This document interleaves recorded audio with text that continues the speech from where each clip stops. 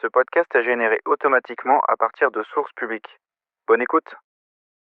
Bonjour et bienvenue à Piste ouverte, votre rendez-vous quotidien avec l'actualité brûlante du sport automobile.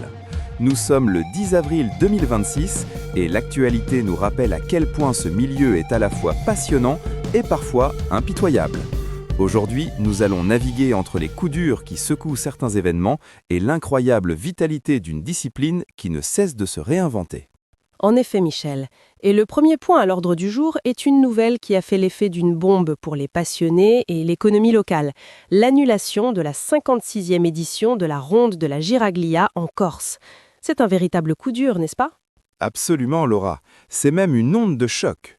Corse Matin et France Bleu l'ont relayé, la Ronde de la Giraglia, un événement emblématique du sport automobile corse, a été annulée.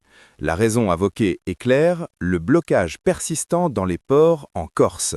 Dans le contexte actuel de 2026, marqué par des tensions sociales et des perturbations logistiques récurrentes, l'acheminement du matériel, des équipes et même des spectateurs est devenu un défi insurmontable. On imagine la frustration des organisateurs et des participants. Mais au-delà de l'aspect sportif, cette annulation pèse lourdement sur la Corse. Tout à fait, l'impact est double. D'abord, pour le sport automobile corse, c'est une tradition qui est mise entre parenthèses. La Ronde de la Giraglia n'est pas qu'une simple course, c'est un rendez-vous annuel qui rassemble des générations de pilotes et de bénévoles. Ensuite, l'économie locale prend un coup sévère. Ces événements génèrent des retombées significatives pour l'hôtellerie, la restauration et tous les commerces environnants. Une annulation de cette envergure, c'est des dizaines, voire des centaines de milliers d'euros de manque à gagner pour une région qui compte sur le tourisme et les événements pour dynamiser son activité. C'est une illustration crue des défis logistiques et économiques auxquels même les événements sportifs les plus ancrés peuvent faire face aujourd'hui. Mais heureusement, le sport automobile, c'est aussi une histoire de résilience et de passion inébranlable. Précisément, Laura. Et cette résilience, on la voit à tous les niveaux. Prenons l'exemple de Zoche Compétition. Jean-René de Fourneau l'a bien dit, gagner en sport auto, c'est un métier. Cette phrase, relayée par France Bleu, résume parfaitement l'évolution du sport automobile. On est loin de l'amateurisme éclairé. Aujourd'hui, la performance est le fruit d'une professionnalisation poussée, d'une expertise technique et stratégique. Chaque détail compte, de l'ingénierie à la préparation physique des pilotes, en passant par la gestion des pneumatiques et la stratégie de course. Une approche qui porte ses fruits, comme en témoigne la victoire de l'Espace Bienvenue au GT4 Winter Series, c'est une belle performance qui souligne l'importance de cette professionnalisation. Absolument. La victoire de l'Espace Bienvenue en GT4 Winter Series, comme l'a rapporté Sud-Ouest, n'est pas le fruit du hasard. Elle est la démonstration concrète que l'investissement dans des équipes structurées, des pilotes talentueux et une préparation rigoureuse est la clé du succès. C'est la synergie parfaite entre la passion et l'exigence du métier. Ces séries hivernales sont des bancs d'essai cruciaux, permettant aux équipes de roder leurs réglages et leurs stratégies avant les grandes échéances de la saison. Et en parlant de grandes échéances, on ne peut pas ignorer le soutien financier qui est le nerf de la guerre dans ce milieu. Le Rallye de Paris 2026, par exemple, bénéficie d'un partenaire de poids. Oui, Presse Agence Sport nous informe que Galiciac Gestion est le partenaire de Rallye Story pour le Rallye de Paris 2026. C'est un signal fort. L'engagement de partenaires financiers comme Galiciac Gestion est vital. Il assure la pérennité de ces événements, permet d'investir dans la sécurité, la logistique et la promotion. Sans ces soutiens, de nombreux rallyes ne pourraient tout simplement pas exister. C'est la preuve que le sport automobile continue d'attirer des investisseurs, reconnaissant son potentiel en termes de visibilité et de valeur. Cela montre bien que le sport automobile est un écosystème complexe, où la performance sur piste est indissociable du travail en coulisses et du soutien économique. C'est une machine bien huilée, ou du moins qui tend à l'être. Et cette machine se nourrit aussi de l'héritage et de la passion populaire. Le MAG Sport Auto a mis en lumière une exposition éblouissante au musée Schlumpf, présentant des Formule 1 de 1995 à 2023. Ah, l'exposition Schlumpf. C'est une véritable immersion dans l'histoire récente de la Formule 1. Voir ces monoplaces qui ont marqué des époques, c'est se reconnecter à des moments de légende. Exactement. C'est une manière de célébrer l'évolution technologique, le design et les exploits des pilotes qui ont façonné la F1.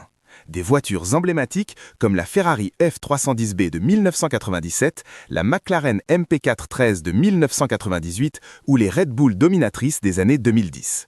Cette exposition n'est pas seulement pour les puristes, elle attire un large public curieux de comprendre la grandeur de ce sport. Elle sert de pont entre le passé glorieux et l'actualité trépidante de la Formule 1, en rappelant que chaque voiture exposée a été le théâtre de victoires, de drames et d'innovations majeures. Et cette passion pour l'automobile, elle se manifeste aussi dans des niches très spécifiques, comme le montre l'engouement autour de la Toyota AE86. C'est une histoire fascinante relatée par Sport Auto. Une préparation japonaise de Toyota AE86 à 74 000 € qui affole les fans d'Initial D. C'est un parfait exemple de la culture automobile japonaise, où le tuning et la personnalisation atteignent des sommets. L'AE86, rendu mythique par le manga et l'anime Initial D, est devenue une icône du drift. Cette préparation à 74 000 €, ce n'est pas juste une voiture, c'est un objet de culte, une œuvre d'art pour les aficionados. Elle symbolise la persistance d'une passion authentique, parfois très éloignée des circuits professionnels, mais tout aussi intense. Cela prouve que l'attrait pour l'automobile va bien au-delà des compétitions officielles, touchant la culture populaire et les collectionneurs avertis. Et cette passion, Laura, elle est profondément ancrée dans les territoires. Bruno Sabi, une figure emblématique du rallye, l'a souligné au Dauphiné libéré. Cette région, l'Isère, est encore passionnée de sport automobile. C'est un message important, car il rappelle que le sport automobile n'est pas seulement une affaire de circuits mondiaux, mais aussi de clubs locaux, de bénévoles et de spectateurs fidèles. Absolument. Les régions sont le terreau du sport automobile. C'est là que naissent les vocations, que se forgent les talents. Des événements comme le Brace Run, dont J'aime Radio annonce le retour à Guiscriff les 25 et 26 avril, sont essentiels. Ils permettent à des milliers de personnes de vivre leur passion, que ce soit en tant que pilote, copilote, mécanicien ou simple spectateur. Ces manifestations régionales sont les poumons de la discipline, assurant son renouvellement et sa popularité à la base. Et c'est de ce terreau que peuvent émerger de futurs champions comme Arthur Pelamourgue, qui s'apprête à défier les ténors du WRC2 en Croatie. Une excellente transition, Laura. Centre Presse Aveyron nous parle d'Arthur Pelamourgue, prêt à en découdre en Croatie. C'est la preuve que la filière est toujours active. Ce jeune pilote représente l'avenir du rallye français. Le WRC2 est une antichambre exigeante pour le championnat du monde des rallyes. Se mesurer au meilleur dans cette catégorie est un défi immense, mais aussi une formidable opportunité de montrer son talent et de progresser. C'est un parcours semé d'embûches, mais aussi de grandes satisfactions, qui demande un investissement total. C'est encourageant de voir cette nouvelle génération prête à en découdre sur la scène internationale. Et en parlant de compétition de haut niveau, un rappel pour nos auditeurs passionnés. Ce week-end, les 11 et 12 avril 2026, aura lieu la première manche du GT World Challenge Europe sur le mythique circuit Paul Ricard en France. Un rendez-vous à ne pas manquer. Un rendez-vous incontournable pour les amateurs de GT, en effet.